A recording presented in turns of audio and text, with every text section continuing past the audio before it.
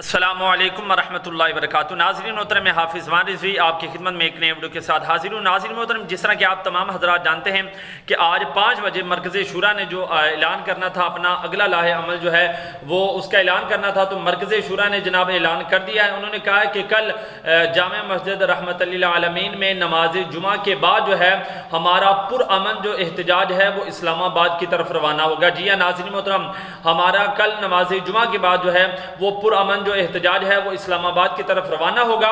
اور آپ کو بتاتا چلا جاؤں کہ فیض آباد کے پل پر جو ہے وہ پولیس کی ایک بھاری نفری جو ہے وہ حکومت نے پہلے ہی تعین کر دی ہے، پولیس کی بھاری نفری وہاں پر موجود ہے، لیکن تمام کارکنان نے بالکل بھی پریشان نہیں ہونا۔ انشاءاللہ ہمارا جو قافلہ ایک مرتبہ روانہ ہو چکا ہے وہ انشاءاللہ اب رکنے والا نہیں، چاہے دنیا کی جو مرضی طاقت بھی آ جائے۔